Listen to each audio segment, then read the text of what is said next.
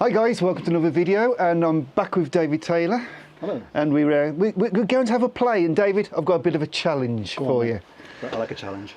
I've got this new lens, which is a 70-300mm lens, so it's a telephoto lens. Okay. Now, I'll be honest, I've totally fallen into love with telephotos, but as I've met using Woodland, I'm wondering how good a telephoto lens could be for woodland photography.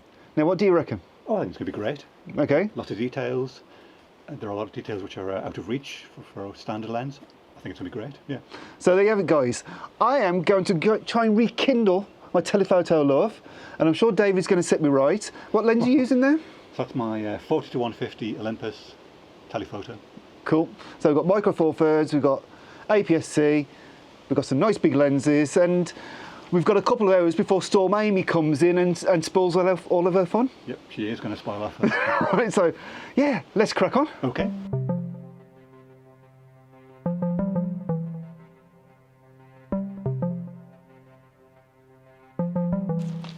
I'm honestly really struggling. I can see David's actually talking to a camera, so he's obviously found something to photograph, but I'm out of my comfort zone. I don't get on with big telephoto lenses, and I'm not sure what it is.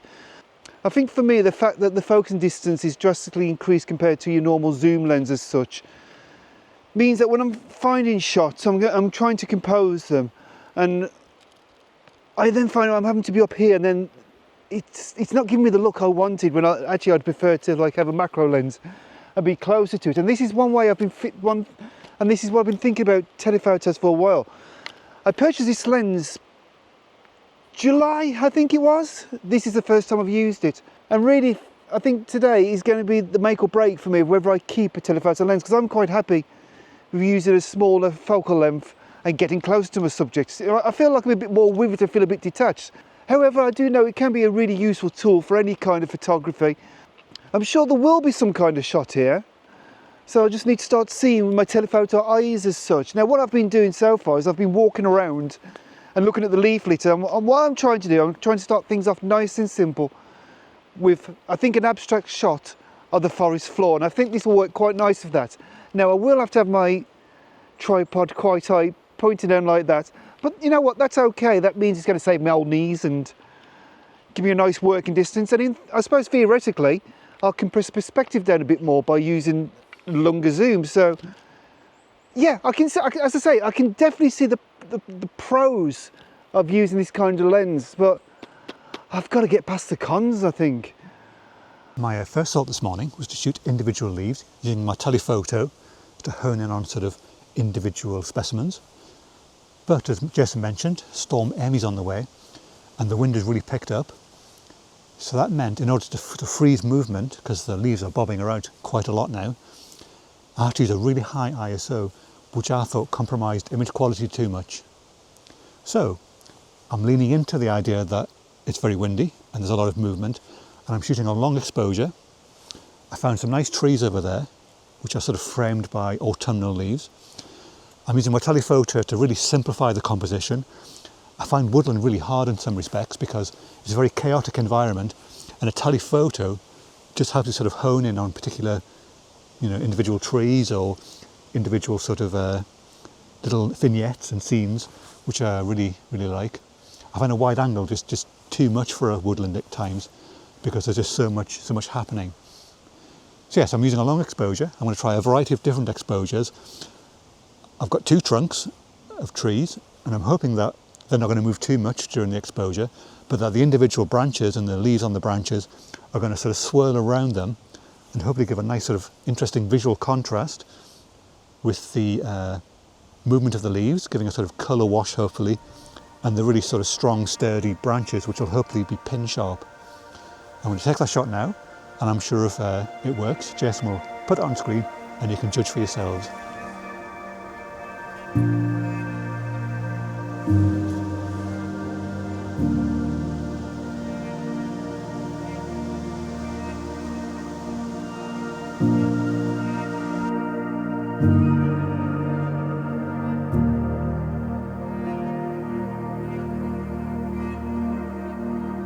I finally found the shot, but it's a bit of a cliche.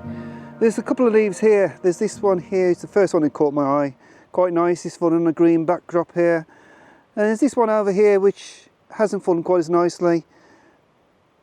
It's a bit damaged on the top, but I do prefer the actual leaf itself, so I'm not really sure about that one, but I think I'm going to try this one. As I say, it is a cliche, but sometimes you've just got to take that first shot. Right, I'm just going to pop a polarising filter on, cut through a bit of cut the reflections off the leaf. I'm a bit concerned about the wind, because obviously the leaf's quite small, and even though it's right to the floor, I am concerned it might still get moved around a bit. And it is, the wind is blowing it around. So I'm going for F16, which is giving me 8.5 seconds. We are going to have movement because there is a breeze kicking around. That's really annoying. I think the shot itself may look okay. I'm going to underexpose. Let's hope. 8.5 seconds. This is really pushing it. We've got Storm Amy is coming in.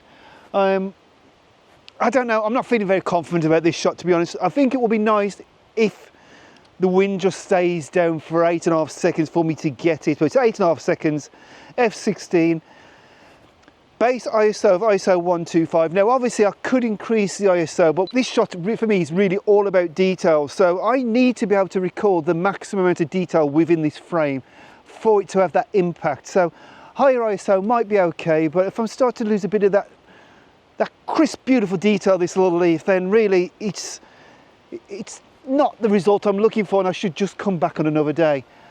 But fingers crossed, I've got this shot, and if I have, here it is.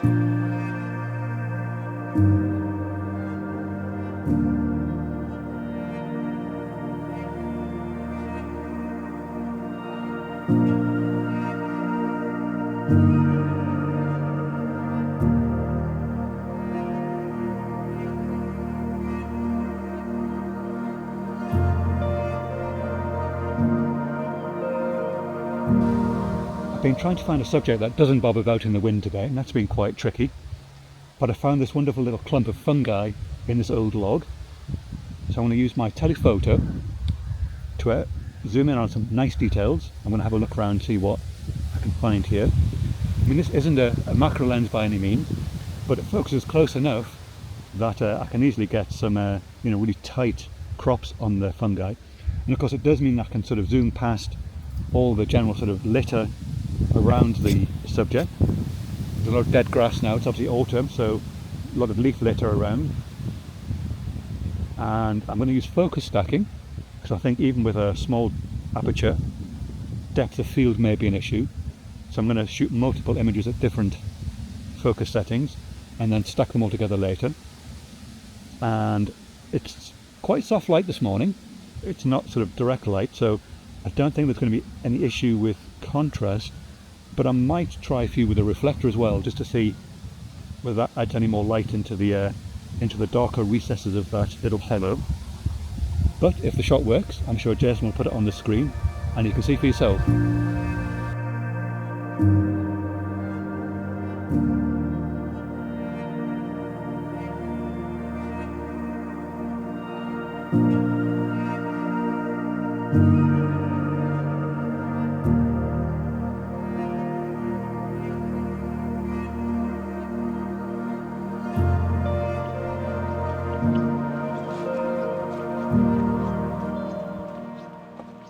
Right, I found that a really difficult shoot, and I think a lot of it was the working distance. As I said before, that I found my subject, and I was working miles away from it, and I felt disjointed, I suppose, detached from my subject. But I think the end result was nice. I suppose that's all that matters. But while I was down there, I was thinking, what can I do for my next shot?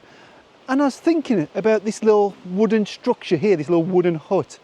Now, if you look behind me, in fact, I'll step out the scene so you can see. Now, this is one way I could take the shot, and that is sort of quite wide, a little bit of tree foliage around, so you can tell you're in woodland. There's a lot of white sky though, which isn't quite so nice. So I'm wondering, by using the perspective control of using a lens like this, so I can sort of compress the perspective down, that if I go further back that way, and actually then zoom in, can I almost make this feel like you're in more woodland, or sort of tell more of the story being in woodland, try and fill in some of those white gaps and maybe make quite an interesting little shot, especially if I can shoot fairly low and sort of get this framing the building, but still making sure we're not getting loads of white sky in, which I think if I came low enough, I'm not going to avoid that white sky. So I'm thinking further back, I may actually be able to sort of give that feeling of being in dense woodland.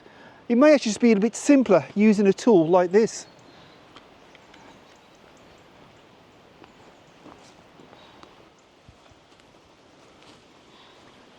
I'm not entirely convinced by this shot, if I'm being honest. I do struggle. I do really struggle with using telephoto lenses. I think it's just, I think my takeaway from this is that I'm just not a telephoto lens person. I know some people love them, but I really struggle. So I've got a shot at 70mm and I'm just not convinced it's what I want to take. You know, it's pleasant enough. I did a workshop recently with David. Obviously, David and myself do run Northumberland workshops, so there's a link in this video that will take you to this next year's listings. But anyway, that's not the point I'm trying to make.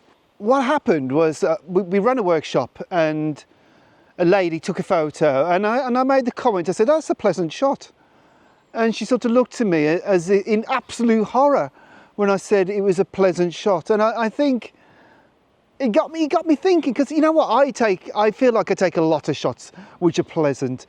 It's very rarely that I take a shot which I think is great, and that sort of I think really makes me proud to take. I take lots of pleasant shots which are nice enough, but they are just that pleasant. So I didn't see something being pleasant as being a negative, because not every shot you're going to take is going to be an absolute belter. You know, a back of the net job. You know, really, I think most photographers will take lots of pleasant shots, then get the, you know, maybe 10 a year of absolute crackers which make it all worthwhile. You know, maybe more, depends how much you're shooting, of course, but my point is there's nothing wrong with pleasant shots. You know, you get your rubbish shots, get rid of those. Pleasant's good, pleasant's nice. Pleasant's, for me, is the sort of thing that magazines would use because they're nice photos. And, you know, for me, the belters are the ones that, you know, I would want to put on my wall. But of course, what I want to put on my wall is totally different from what you want to put on your wall. You may not even want one of my belters, you may want one of my pleasant shots. Anyway, I've gone off on a total tangent, just trying to get away from the fact that I'm composing a shot using a sort of lens that I kind of really don't get on with. And I need to break this cycle. Whew, yeah, let's carry on this one. As you can see, I've got my shot, and it's, you know what, it's okay, it's growing on me. Really, really not selling this shot, am I? No, it is growing on me.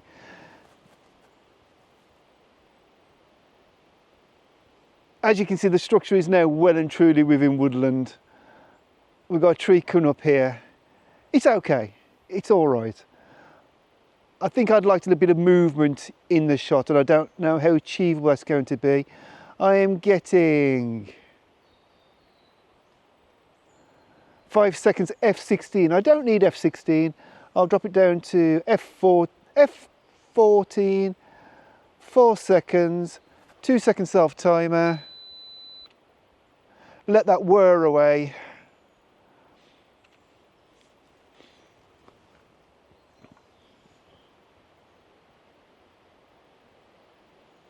So the foliage is quite interesting. It's quite nicely blurred around. In fact, you know what? I'm going to exaggerate that. So I'm going to go f18. No, I don't need f18. I'm going to bring the exposure down a fraction as well. And I'm also, I think I'm going to go, no, we'll leave it that. Got a bit of wind. I shouldn't have put the exposure down actually, because that would have counteracted exactly what I just did with the f16. So I need to bring that back to 0.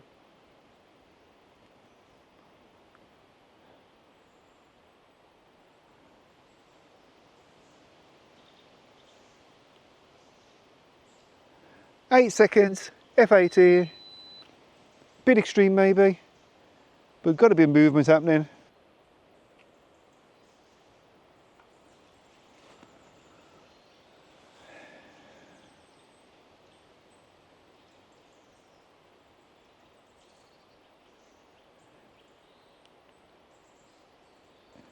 Yeah, you know what? It's all right.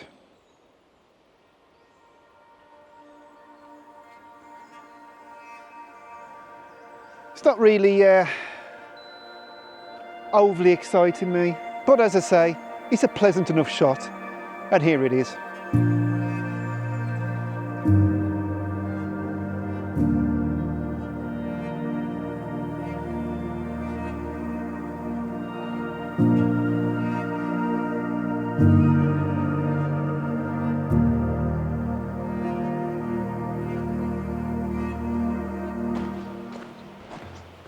Ah, there you are. What are you up to? Fungus. I've struggled. I've really struggled. It's been quite a tricky day today, hasn't it? It has. Yeah, Right. conditions and light and yeah. It's been a nightmare for me. I don't do telephoto. I've seen shots, but I think the conditions have just been a bit too. Well, I've seen shots where I thought if I had my normal zoom lens or a sort of 35 to 60mm prime on me, I'll be all right. I don't get the telephoto love, but you really like telephoto lenses, don't you? I do. In fact, I probably use telephoto more than I do. You do, wide angles. definitely. It's just not my thing. Yep. Weird, isn't it? But everyone's different. Exactly, and that's what we all need to remember. Anyway, shall we say goodbye to everybody because Storm Amy's on her way. Get home before it gets. Exactly, before the doom and gloom happens. So, guys, hope you enjoyed this video. I hope you've got something from it. You've probably got more from David than me, to be honest, because I've just struggled. We'll see. Yeah. Anyway. Hope you enjoyed it. If you have, maybe give us some thumbs up. Subscribe to the channel if you haven't. Subscribe to David's channel as well, because there's a rumour that he's going to be very much a rumour. going to be doing some videos of his own soon. So yeah, I may make a cameo in one of those. Who knows? You never know. Anyway, guys, thanks a lot, and see you again for another one. Thanks for watching.